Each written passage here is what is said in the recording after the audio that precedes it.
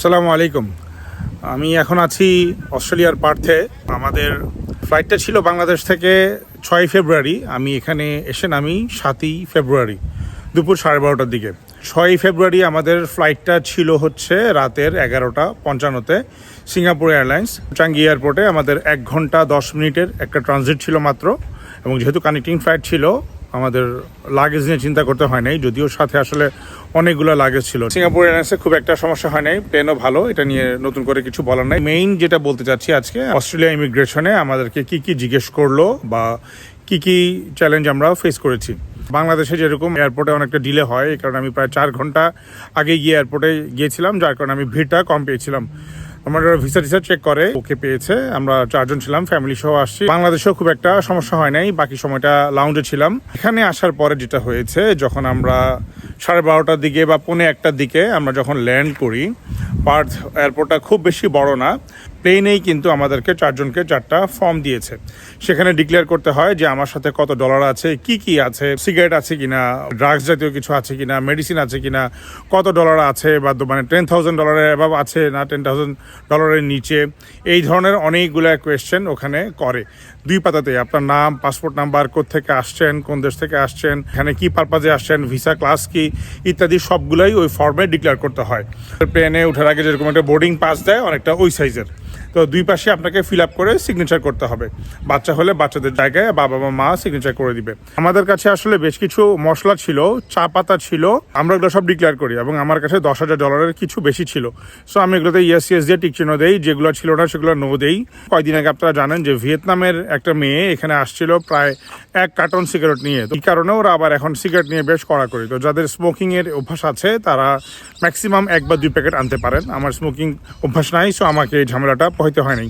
Just 1 মাস আগে একটু Saudi আরব গিয়েছিলাম, মদিনায় ভালো কোয়ালিটির স্পাইস পাওয়া যায়, আমি সেগুলো নিয়ে আসছিলাম। বিশেষ করে এলাচ, কিশমিশ, এগুলো ওখানে খুব ভালো পাওয়া যায়, লবঙ্গ, দারচিনি, এগুলো। লাগেজগুলো কালেক্ট করার পরে হচ্ছে ওদের ইমিগ্রেশন। ওখানে আসলে 3টা ফেজে চেকিংটা হয়। ফার্স্ট পেজে যখন আমি কাউন্টারে যাই, ওনারা আমাকে দেখে ইয়েস নো কিছু গোলদাগ করলো, কিছু কোয়েশ্চেন দিল, জিজ্ঞেস করলো যে কোথায় যাবা, কি করবা, দ্যাটস ইট। এরপর আমাকে বলে যাও ভিতরে যাওয়ার পরে আরেকজন পুলিশ অফিসার মহিলা, উনিও আমাকে জিজ্ঞেস করলো যে তোমার কাছে সিগারেট কতটুকু আছে। আমি বললাম যে না নাই। তো বলে শিওর? আমি হ্যাঁ শিওর। বলে ঠিক আছে, তুমি এদিকটাতে যাও। ইউজুয়ালি সবাই যেখানে যায় সেদিকটাকে আমাকে না দেখিয়ে আমাকে আরেকটা লাইন দেখালো। সেখানে একজন পুরুষ পুলিশ অফিসার, উনি আমাকে বলল যে তুমি আমার সাথে আসো, তুমি এখানে ডিক্লেয়ার করছো যে স্পাইস আনছো, এই স্পাইসগুলো কি আমাকে দেখাও। আমার ব্যাগেই ছিল, আমি খুলে দেখালাম। চা পাতা, কিছু দারচিনি, আর হচ্ছে গিয়ে এলাচ ছিল ওখানে প্রায় হাফ কেজি করে 1 কেজির মতো। বাকিগুলো আমি ঢাকায় আমার আম্মা ভাই ওদেরকে দিয়ে আসছিলাম। তো ওরা যখন এটা আমাকে দেখলো, তখন ওরা আমাকে বললো যে আনফর্চুনেটলি আমি তোমার স্পাইসটা ভিতরে দিতে পারবো না। এটা আমি সৌদি আরব থেকে আনছি, বেশ হাই গ্রেড স্পাইস, তুমি দেখতে পারো। এখানে কিন্তু আমি জানি যে বীজটি জানা যাবে না, বা এরকম কিছু একটা, লাউয়ের চারার বীজ নিয়ে আসলে, অনেকে শশার বীজ নিয়ে আসে, এগুলো আনা যাবে না, এরকম কিছু রেস্ট্রিকশন আছে ওদের। বাট এলাচ আটকায় দিবে এটা আমি আসলে বুঝি নাই, বুঝলে তো আনতাম না, অনেক কস্টলি। যাই হোক, ও আমাকে ব্যাখ্যা করলো, পুলিশ অফিসারটা ভালো। ও বললো যে দেখো এখানে আসলে কেন দিতে পারছি না, দেখো। তো এলাচটা আমাকে ভেঙে দেখালো, দেখো ভিতরে কিন্তু এলাচের দানা আছে, বীজ আছে। যেহেতু এটা বীজ, এটাকে আমরা এভাবেই ট্রিট করি। তুমি যদি স্পাইসটাকে পাউডার করে নিয়ে আসতা বা গ্রিন করে গুঁড়া করে নিয়ে আসতা, তাহলে আমি তোমাকে নিতে দিতে পারতাম। বাকিগুলো তোমার ঠিক আছে। দারচিনি ঘ্রাণ শুকলো যে না আসলে ভালো, বাট আনফর্চুনেটলি আমি কিছু করতে পারছি না, তোমার এলাচটা তোমার রেখে যেতে হবে। তাহলে ওকে ফাইন, এখানে বেশি তর্ক করা যাবে না। তবে গুঁড়া দুধ আনতে পারবেন, চা পাতা আনতে পারবেন। কয়েকদিন আগে যে ভিয়েতনামি যে মেয়েটা, সে আসলে এত প্যাকেট সিগারেট নিয়ে আসার পরে তাকে স্ট্রেট ডিপোর্ট করছে। এই হচ্ছে অভিজ্ঞতা। খুব বেশি চ্যালেঞ্জ আসলে ফিল করি নাই, শুধুমাত্র এলাচটাই রেখে দিয়েছে। সো যারা আসবেন তারা ভালোভাবে জেনে আসবেন যে কি আনা যাবে, কি আনা যাবে না। ইভেন চা পাতা দেখলো ওরা, তো আমি বললাম যে এটা আমাদের সিলেটের শ্রীমঙ্গলের চা পাতা, বেস্ট কোয়ালিটি। শুনে বলছে না, ইটস ওকে, তুমি চা পাতা নিতে পারো। ইভেন দারচিনিও অ্যালাউ করো, কারণ দারচিনিতে বীজের কিছু নেই।